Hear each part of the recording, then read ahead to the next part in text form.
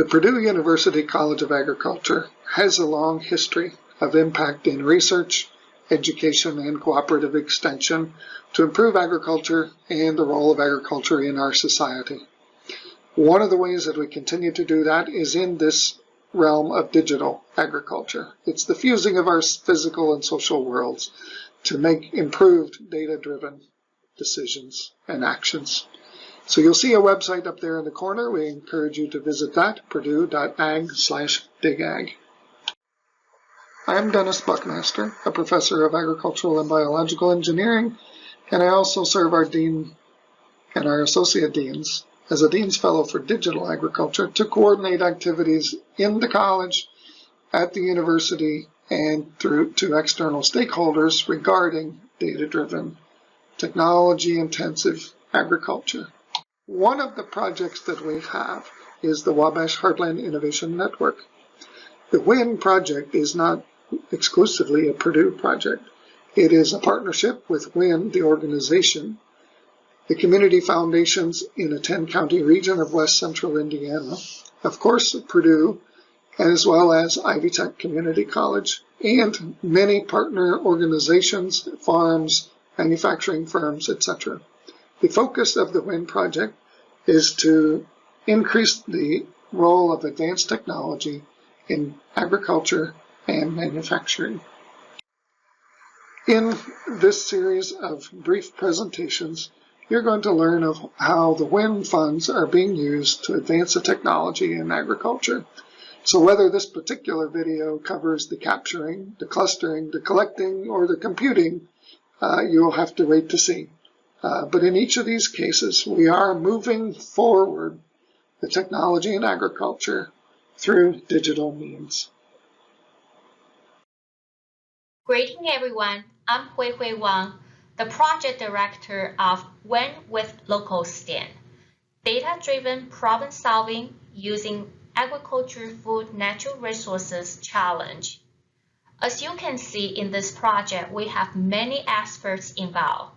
Drs. Neil Knobloch, Roger Tormoehlen, Petrus Langenhoven, Betty Fent, and the graduate students Bryanna Nelson. So what is local STEM? Local STEM means land-grant outreach for community-based agricultural learning for science, technology, engineering, and mathematics education. We hope this project can change the traditional way how STEM and agriculture teachers teach their subject area by bringing more real-world, authentic agricultural food, natural resources, engineering design challenge to their students. And we hope those students can learn more through those STEM experiential learning experience. This is the model that we use to structure WHIN Local STEM project. The model is developed by myself and my colleague, Dr. Neil Knobloch. As you can see, the bottom layer represents the traditional way how STEM subject and agriculture being taught in high school setting. The second layer represents the potential opportunity that STEM teachers and agriculture teachers can collaboratively co-develop their integrated STEM through agricultural food natural resources curriculum instruction. The third layer represents agro-ecosystem thinking. When you think about solving the real-world agricultural food natural resources problem, those four components naturally plays a very important role in the problem-solving process, which they are social responsibility, economic viability, production efficiency, environmental sustainability. But what holds the foundation or the key to solving the problem, which scientists, of course, that's the data. So the data decision making is on the top of this model. Whenever you're trying to design a solution or make a decisions on how to solve this problem, data plays a very important role in the problem-solving process, also in this model. By participating in this project, We hope we can create a small learning community for STEM and agriculture teachers. They can collaborate with the Purdue scientists to co-develop and design their integrated STEM through agricultural food natural resources curriculum instruction. And we hope teachers will use in the real-world research data and results that provided by Purdue scientists to facilitate a learning experience for their students. And of course, by doing so, we hope students can practice problem-solving skills that is very important for the 21st century workforce skills. The project has a 3 stages. In the summer, we will provide professional development program for teachers. And after that, during the fall semester, teachers start working together as an interdisciplinary team to develop their lesson. Then they will implement their lesson in spring semester. So the project, summer professional development that we have done in 2019, there are 3 topic areas involved, which are hydroponics, agricultural robotics, and food safety and technology. 3 high schools participated in this project. They are Benton Central, Tri-County, and Frontier High School. Total, we have 8 teachers, 4 agriculture teachers, 3 science teachers, and 1 technology teachers participated in the project. The bottom are the some of the photos that we took in the professional development program. So after teachers have done their professional development program in summer, here's the project update. What Benton Central teachers, what she did is she chose the hydroponics as a topic. And she utilized integrated STEM curriculum just by herself because one of the teachers actually dropped. Then she actually really liked the project and she receiving the funding from the school that helped her install a hydroponic system in the agriculture classroom so she can utilize that as a laboratory and helping her students to learn hydroponics and STEM content knowledge that embedded in the hydroponics. Tri-County teachers, 3 teachers, that they focus on the food science and safety. So in biology class, the biology teacher taught how germs grow, and in agriculture teachers, the 2 of them teaches how food safety and the procedures, safety procedures when you prepare food. In frontiers, that they choose ag robotics project. So those 3 teachers actually teach 1 class, which is Bio 2 class. And the topic focus on how agricultural robotics can potentially be used to survey endangered species in Indiana. So here is 1 picture that Benton Central teacher sent it to us. This is the new hydroponic system that she got funding from the school and then installed and then using as education tool to teach her students. So what's the next step for this project? We have already received USDA NEVA PDL grant to continue this project from 2020 to 2023.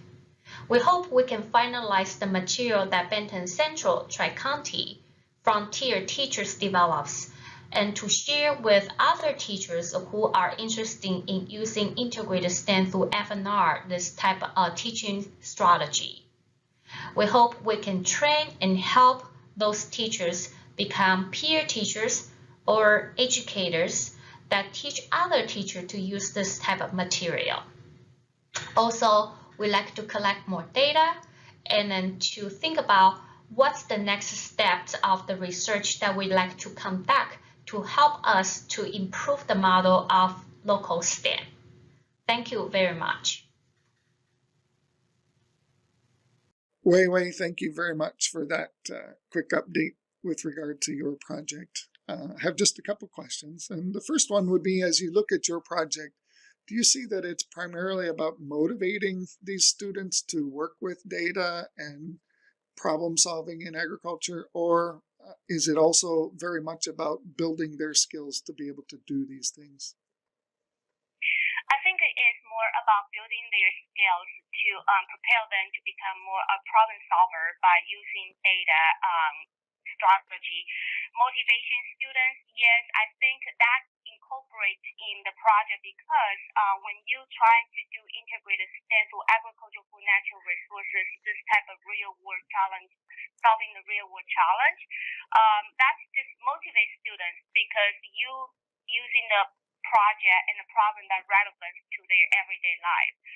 By doing that, the project particularly helping students practice and using their previous knowledge to try to solving the problem. So I would say it will be more like building the skill to help the students prepare and equip them with the problem solving skill. Okay, good. And realizing that there were sort of three dimensions: the food safety, the hydroponics, and then the agricultural robotics.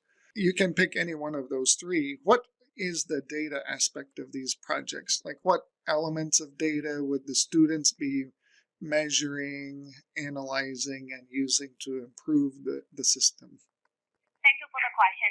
I think I'm going to using hydroponics system as an example. Mm-hmm. So the teacher we collaborate with, he definitely, when she started building the hydroponics systems, she has students major and then design those hydroponic systems. So those are the data that they can use. Plus that, when they started germinate the seed and to really start from the pre-harvest to the post-harvest, all the steps involving data. Students need to measure the temperature, need to calculate the nutrients when they're putting into the water that they use to grow their, for example, lettuce, the pH, and even the energy conservation that they needed to think about it, because during the winter time it's in the greenhouse type of a situation, but they also needed to control the temperature during the winter time. So I think those are the data helping them to increase the production of the vegetables, and students need to using those data to make the decisions. So on every step that they did, they needed to really think about what kind of data they collected and how can those data help them improve their designs of the hydroponics and then probably get more yield of the vegetable that they grow. Good, very good. Well, I don't want to be too much of a Danny Downer here, but I also teach college level courses, and I find that sometimes the students just lack the math skills that I wish they had. And so as these students do these projects, do you have any evidence that the math co-requisite is satisfied? Are the teachers able to move forward like they would like, or are the students lacking math skills in order to truly be the problem solvers that we would like them to be? Yes, so this is a very interesting question, because I think to this point, the project is still in the early stage. We are hoping to getting more students' data to kind of helping us understand how students learn by using integrated STEM through FNR, this type of teaching strategy. Hearing from the teachers, they did talk about students really. One of the aspects of doing this is trying to help students using more mathematics as well, and in a real world setting. So it's not just using the mathematics in the textbook, but they can really apply their skills and in solving a problem way. And then so students are more interesting and then to see how the math can be used and to solving a problem. So I think we're moving to that direction and trying to collect more data and then to support that. But so far, like until this point, sorry, I don't have more information for you. No, that's very good. I am hoping that as students get involved in projects like this, that they find out that that math is very practical, and it does help me do the things that I really want to do. So therefore, they will maybe be more motivated in the math realm. I think it's a wonderful thing. Thank you. Well, again, thanks for all of this, and we look forward to more updates in the future. Okay, thank you.